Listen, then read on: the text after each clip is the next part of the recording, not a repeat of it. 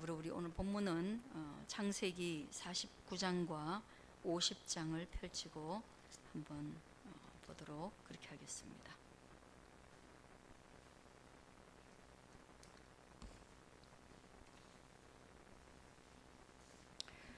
아시다시피 사도행전은 스데반의 설교입니다. 스데반의 설교는 하나님의 언약의 역사에 대한 요약본이다, 그렇게 말할 수 있을 것이고요. 그리고 이 설교를 듣는 청중들은 사실상 이 역사에 대해서 이미 팩트를 알고 있다. 그러나 그 팩트에 대한 해석이 지금 예수님을 메시아로 인정하는 그룹과 인정하지 않는 그룹이 차이가 현저히 난다. 스데반은 이 설교를 통해서 예수님에 대한 그 메시아 인정을 거부하고 부정하는 사람들이 그 편견을 버리고 강을 넘어오기를 바라는 그런 절실한 마음으로 죽음 직전에 설교하고 있는 겁니다. 아시다시피 여러분, 청중은 예배에 와서 오늘 예배에서는 내 불안한 마음이 좀 안정되면 좋겠다, 또는 오늘의 말씀이 한 주를 살아가는 내 고민과 갈등에, 그리고 그 선택에 좀 지표, 가이드라인이 좀 되는 그런 말씀을 들으면 좋겠다, 적어도 또 그런 마음은 있습니다. 그래서 청중이 원하는 설교는 그렇게 전하면 인기가 있겠죠. 그것은 다 설교하는 사람, 강연하는 사람들의 기본 마음입니다. 강연할 때 청중이 듣기를 원하는 말을 하는 거, 그게 좋은 강연이 되겠죠. 그러나 하나님의 말씀은 굳이 강연이라고 말하지 않고 우리가 설교라고 말하며 청중이 듣기를 요구하는 말씀이 아니라 하나님이 청중에게 필요한 말씀을 주는 거예요. 믿으시길 바랍니다. 나 원하는 말을, 내가 원하는 선물을 받는 거 좋겠지만, 그러나 나보다 나를 더 잘 아시는, 청중을 더 잘 아시는 하나님이 오늘 이 시대를 살아가는 청중, 저와 여러분에게 무엇이 절실히 필요한가, 그걸 아시고 전달하는 것이 바로 설교의 말씀이다. 그것을 목회자를 통해서 하고 있다, 이렇게 보시면 될 것 같아요. 스데반은 근데 그런 설교가 아닌 것이죠. 하나님의 목적을 이루기 위한 설교, 그래서 청중이 거부하는 설교, 그래서 청중이 싫어해서 그를 끝내는, 죽이는 그런 설교를, 인기 없는 설교를 한 거예요. 그러면서 이 스데반이 한 설교 내용의 이스라엘 역사를 쭉 훑어보면 한마디로 얘기해서 유대인의 삶이 나오는데, 그 유대인의 삶의 핵심이 바로 광야의 삶이다. 광야의 삶. 광야의 삶이란 건 뭐냐? 고통을 이기는 삶입니다.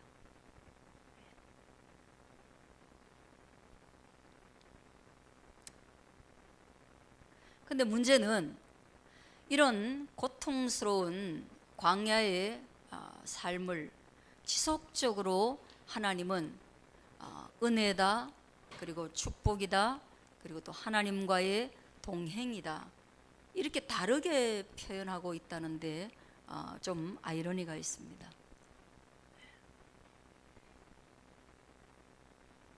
그래서 하나님은 고난을 축복이라는 단어와 겸해서 사용하고 있는 거예요.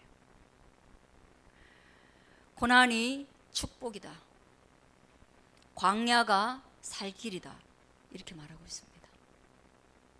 왜 그런가? 한번 쭉 성경을 보면서 생각해 보면요, 또 이 성경에 드러나고 있는 야곱의 인생을 보면서, 요셉의 인생을 보면서 우리가 보면요, 아, 이 사람들 고난 당하기 전에는, 고난 이전에는 생각이라는 것이 짧고 부족하다는 걸 알 수 있습니다. 야곱이 자기 형님에게 장자권을 죽 한 그릇에 살 때에 엄마랑 모의해가지고 하는 거 보면 생각이 얼마나 짧은지 모릅니다. 삼류 드라마 같은 행동을 가정 안에서 하고 있어요. 그리고 그게 실현될 거라고 막 믿고 거의 목숨 걸고 그 일을 하고 있는 거예요.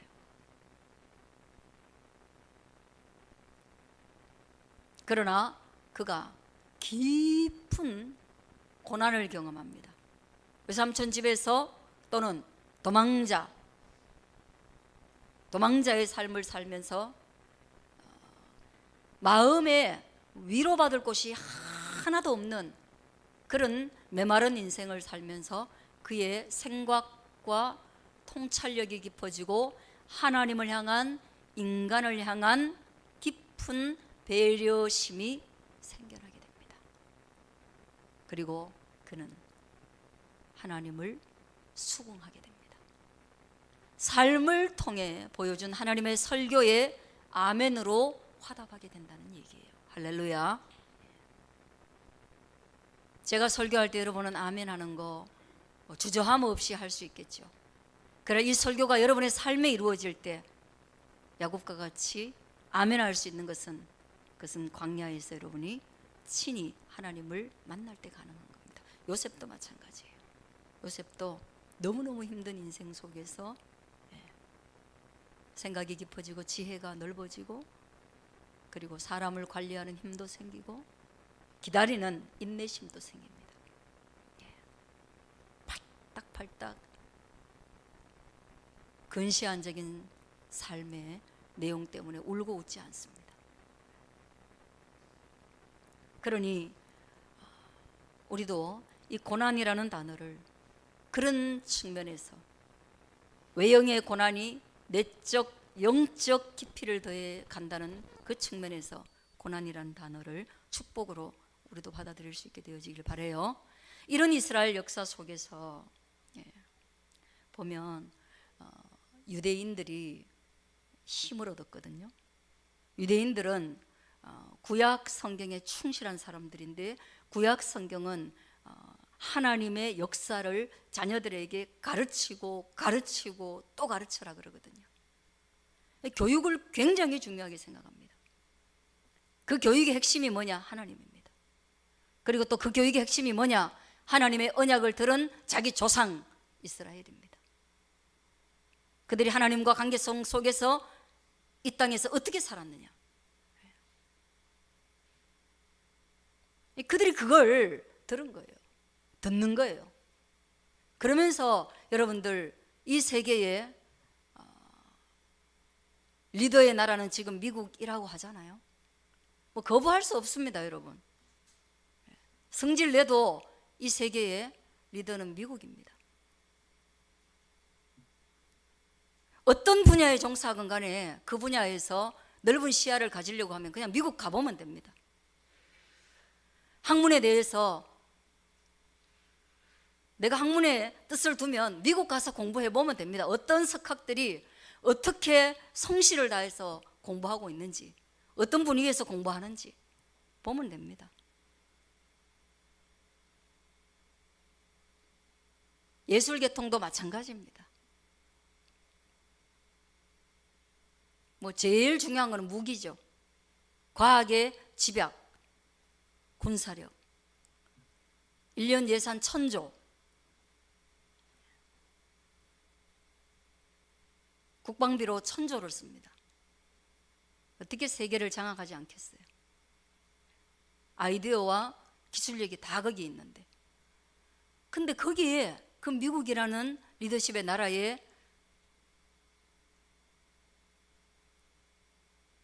리더들로 세워져 있는 사람들이 유대인이라 그러잖아요. 그는 구약 성경의 자기 민족에 대한 이해와 하나님에 대한 이해 속에서 배운 광야의 지혜가 분명합니다. 다른 걸 어떻게 갖다 들어댈 수가 없습니다. 얼마나 열심히 사는지 하버드 대학의 30%가 유대인입니다. 예일 대학의 25%, 아이비리그의 평균 30%가 다 유대인이에요. 입학생들. 우리나라는 몇 프로냐? 우리나라하고 그 인구 많은 중국하고 인도하고 동양권 다 합쳐서 5% 이하입니다.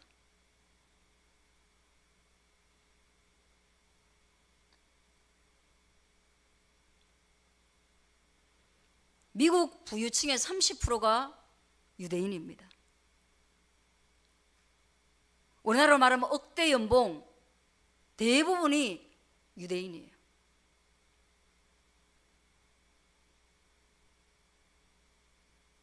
미국 사람들 학력 되게 떨어지거든요. 거기에 학사, 석사, 박사, 유대인의 60%에서 70%가 엘리트 계층입니다. 공부를 그렇게 많이 한다는 거죠. 그들의 공부의 핵심이 뭐냐? 자기 나라 역사와 구약 성경과 탈무드입니다. 그 안에 고난의 역사가 있는 거예요. 고난이 그들에게 뭐가 되었다고요? 제가 그걸 상식을 말하는 게 아니에요. 고난이 그들에게 무엇이 되었다? 축복으로 드러나고 있다. 여전히 그들은 고난 속에 있다.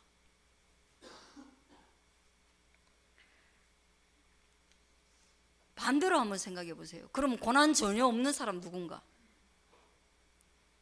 여러분 어느 나라에 가서 살고 싶으세요? 고생 안 하는 나라.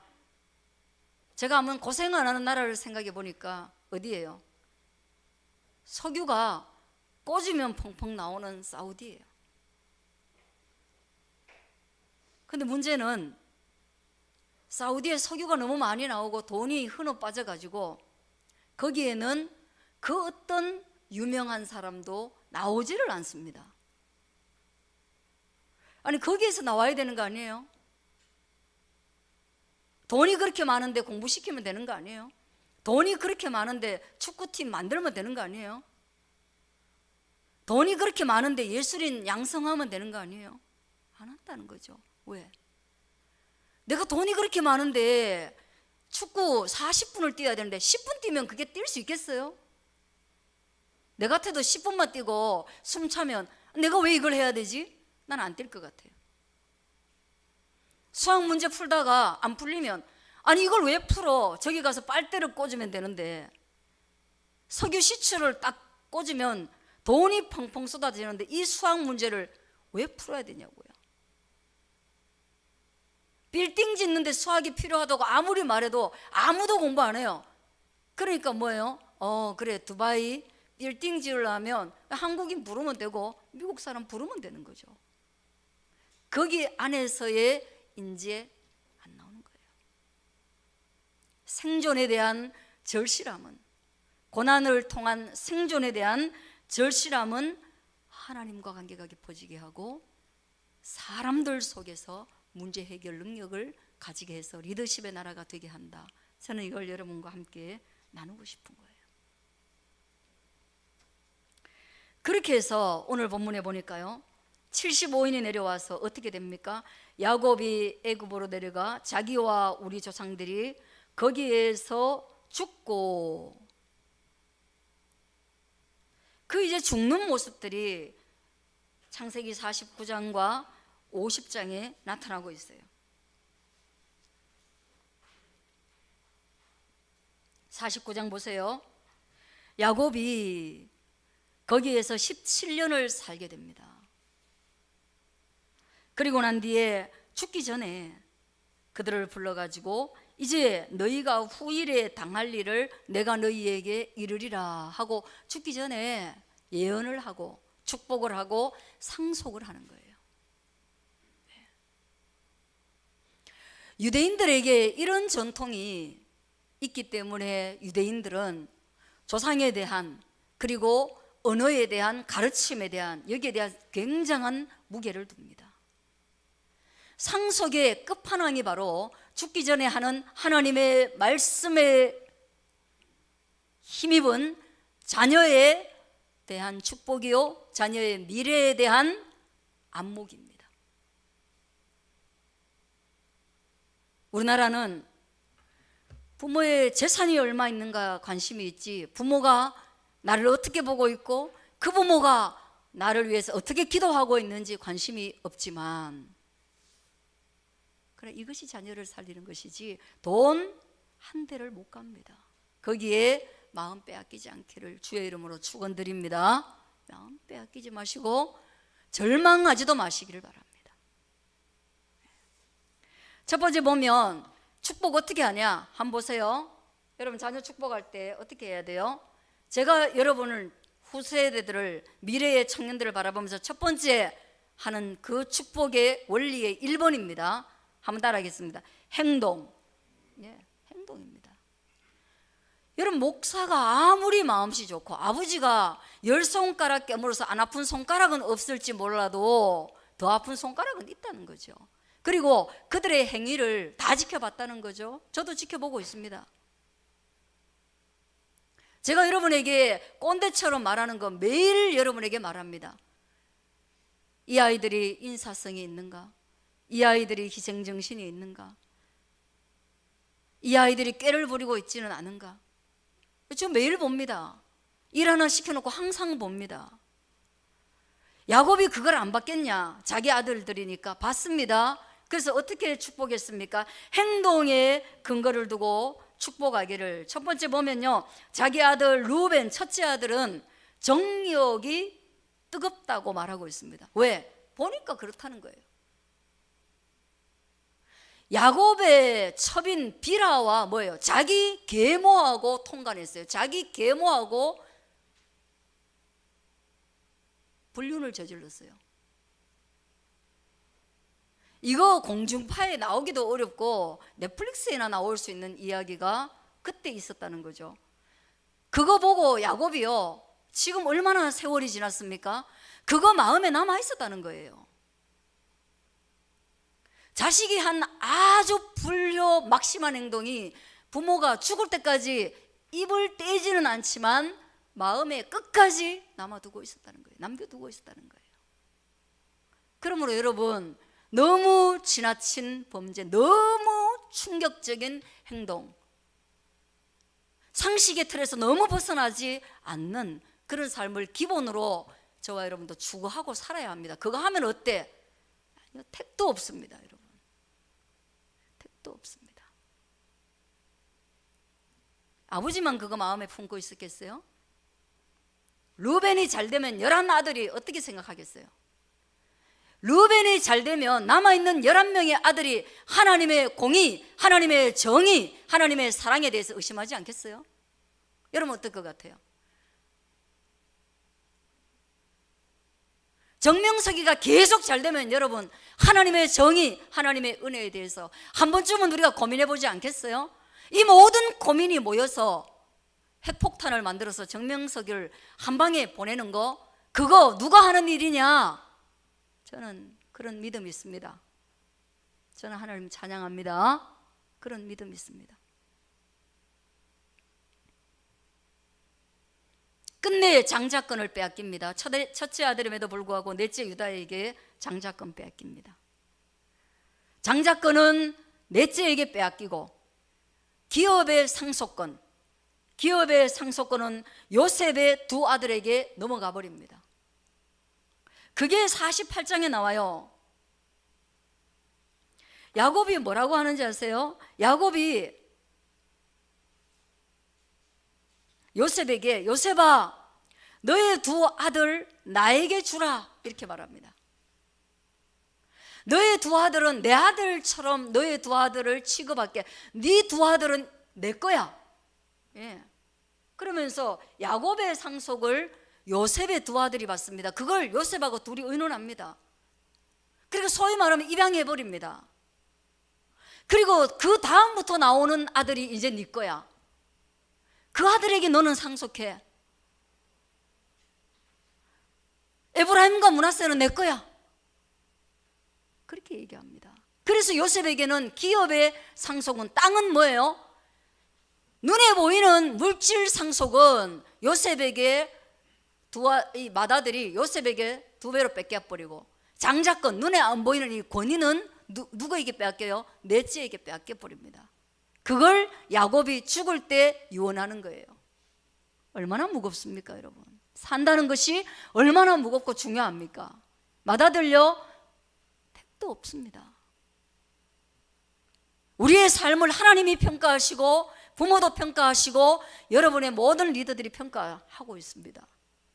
우리의 삶의 무게, 그런 겁니다. 진지하게 사셔야죠. 무겁게 사셔야죠. 인생이 짧지 않은 것을 생각하면서 긴 안목으로 사셔야죠. 그럴 때 우리가 모자라는 지혜를 누구에게? 하나님과 하나님의 말씀과 주일 예배와 여기에서 기도함으로 자기를 성찰하는 그 시간을 통해서 자기 인생을 각별하게 소중히 여기며 사셔야죠. 할렐루야. 예, 그렇게 사셔야 됩니다.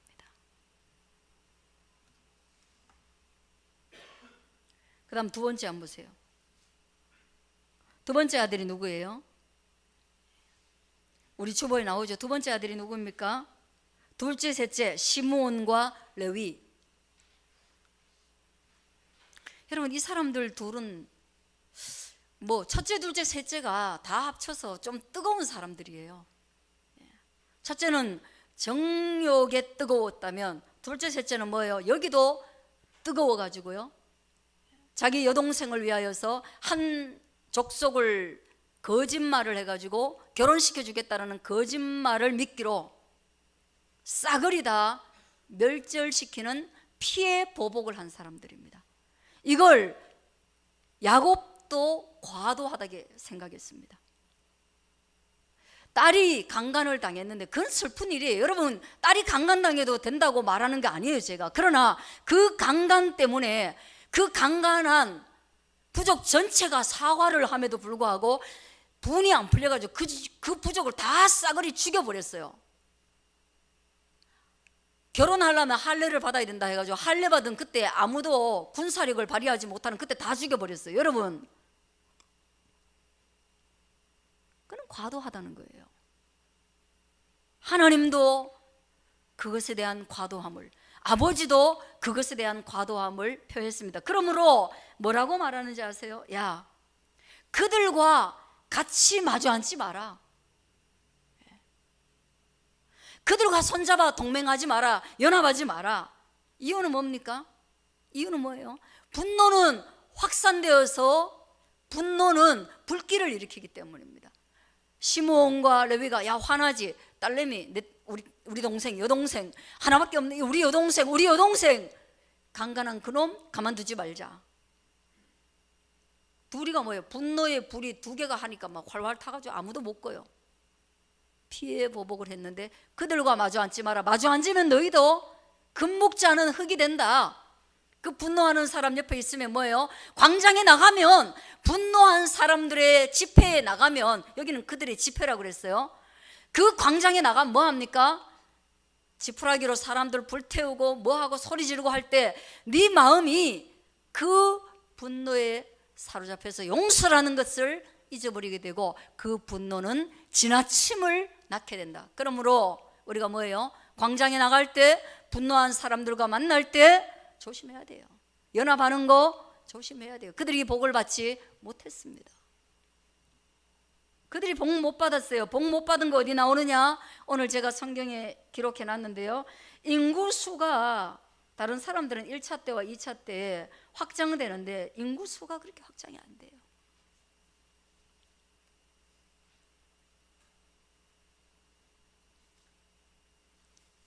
성질 안 내면서 살 수 있길 바래요. 예? 하기야 뭐 성질은 내가 제일 많이 내니까 여러분들은 성질에 대해서 고민할 게 없겠지만 성질 안 내야 됩니다. 그리고 성질 난 상태에서는 절대로 여러분 뭔가를 결정하지 않으시기를 바래요. 예. 금요일에 제가 발표한 게 떨어졌는데 굳이 금요일 퇴근한 7시에 전화 와가지고 당신 떨어졌습니다 하고 말해요. 합격자는 월요일 발표한대요. 왜 그런지 알아요? 금요일 날 성질 나야 토요일, 일요일 지나면서 정신을 차리기 때문에 그래요. 만일에 월요일 날 너 떨어졌습니다 하고 전화해 주잖아요. 그러면 내가 왜 떨어졌는데 하고 이제 거기 몰려가는 거예요. 막 떨어진 사람들이 전화하고. 그래서 대부분 정부에서 발표하는 모든 프로젝트의 결과는 거의 대부분이 금요일 나옵니다. 그것도 몇 시에? 금요일 5시 58분이나 59분 6시 땡 하고 넘으면 나와요. 왜 그래요? 예, 분노한 무리들을 어떻게 한다? 잠재운다. 전화하면 전화 안 받아요. 그러면 우리가 이틀 지나면서 뭐예요? 아유, 그래 다음에 하지, 다음에 하지, 그 마음이 생겨요. 오늘밖에 없나? 다음에 하지, 그렇게 합니다. 여러분, 이런 것들은 아주 오랜 세월 누적된 노하우로 공무원들이 만들어 놓은 규칙이에요. 그러면 저와 여러분도 그런 걸 따라야지요. 배워야지요. 그렇죠? 어떤 어려운 걸 얘기할 때는 거리를 둘 수 있는 그 시간에 말을 해야 되는 거예요. 예. 회사에서 연봉 협상할 때 금요일 날 해야 되는 거예요.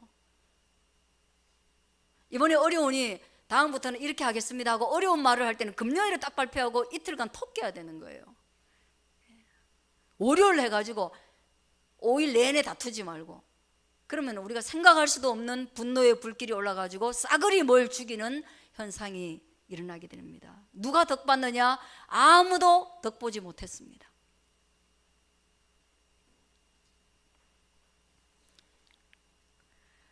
다른 사람들 어떻게 축복했느냐? 볼 것도 없습니다, 여러분. 유다는 복을 받습니다. 희생정신에 의해서 복을 받습니다. 베냐민을 지키려 했던 그 마음이 복을 받습니다. 창세기 34장에 나온 대를 이어가는 그 부끄러운 행위에 대한 여러 가지가 몹쓸 일들이 많이 있음에도 불구하고 한두 가지 선행을 인하여서 그는 장자권과 복을 받게 됩니다. 행동에 근거합니다. 요셉은 갑절의 축복을 받습니다. 그의 복은 담장을 넘어간다고 얘기했습니다. 여기 그대로 나와요. 담장을 넘어서 어떻게 갔습니까? 유대 땅을 넘어서 요셉이 무엇을 했습니까? 예, 노래 나오잖아요. 너는 담장 너머로 뻗은 나무 가지에 푸른 열매처럼, 그렇게요. 애굽까지 구원하는 거예요. 그렇게 열매를 맺어서 애굽 땅에까지 쏟아 부어줘도 뭐가 없다? 모사람이 없는 거예요. 이유는 뭐다? 그의 메말랐던 전반부의 인생이 풍부한 후반의 인생을 만들어낸 것이고, 그 후반의 인생을 인하여서 하나님의 놀라운 복을 받아서 그것이 예언이 되고, 그리고 두 지파가 되게 되고, 그리고 그의 이름이 성경에 아주 긴 시간 기록되는 그런 행위에 근거한 거래요. 그래서 여러분, 예수 믿는 사람 행동 아무것도 아니다? 아닙니다. 열심히 사십시오. 바르게 사십시오. 착하게 사십시오. 사랑하며 사십시오. 참으며 용서하며 사십시오. 성적인 관리를 하십시오. 분노를 관리하십시오. 해야 합니다. 고난을 너무 절망으로 여기지 마십시오. 이게 행동의 근거입니다. 이것들이 우리 행동을 좌우합니다.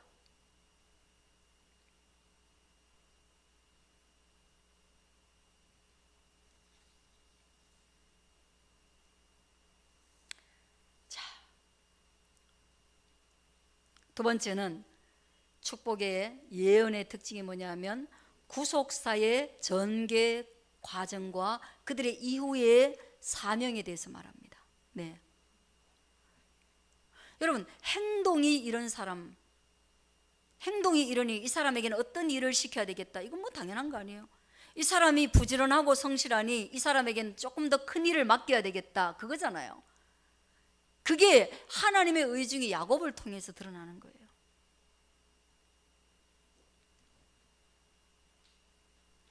그리고 이것은 사적인 차원을 넘어서 공적 차원의 예언이었다.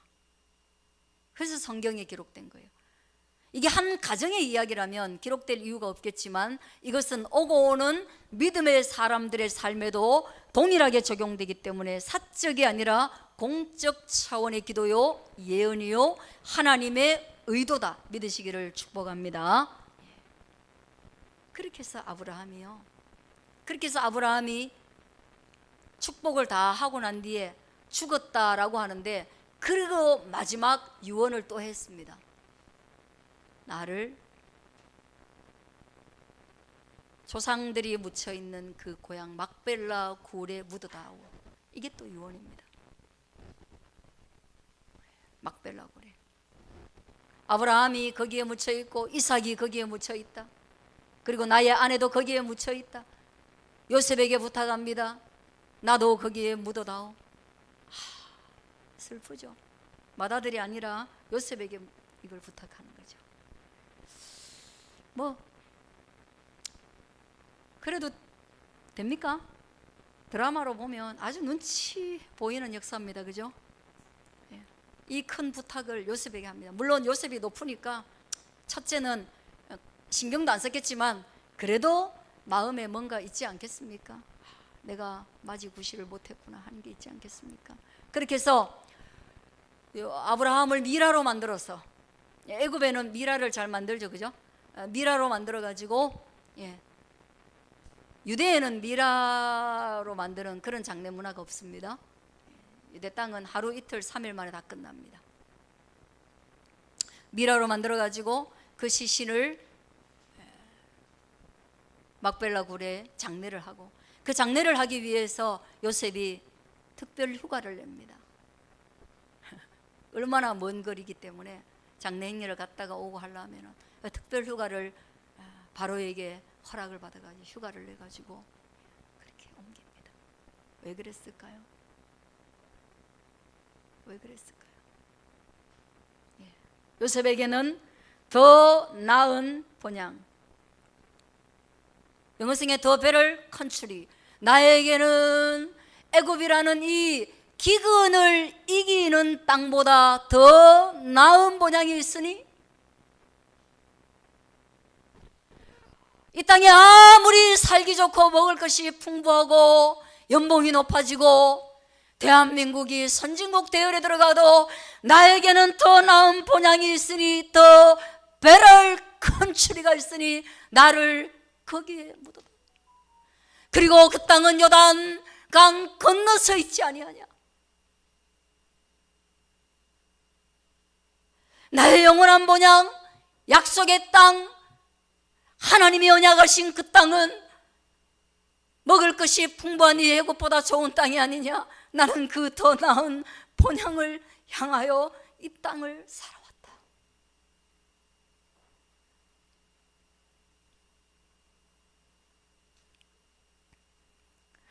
그러므로 모든 성도의 죽음은 요단강을 건너가는 것입니다. 왜냐하면 더 나은 본향, 언약의 고향, 우리가 영원히 머물러야 할 땅이 바로 가나안이요 천국이기 때문입니다. 그러므로 이곳을 천국으로 만들려고 애쓰지 마십시오. 여기에서 영원히 살 것처럼 살지 마십시오. 그네를 타다가 저녁이 되어서 어머니가 부르면 놓고 집으로 들어가야 하는 어린아이와 같이 땀 흘려 살다가 하나님이 부르시면 언제든지 모든 것을 놓고 떠나야 할 우리의 본향은 더 better country, 천국입니다.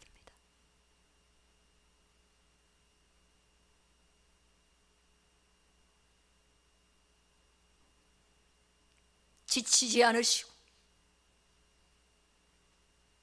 움켜쥐지 않으시고 사람 때문에 울지 않으시고 분노에 잠식당하지 않으시고 고난에 절망하지 않으신다면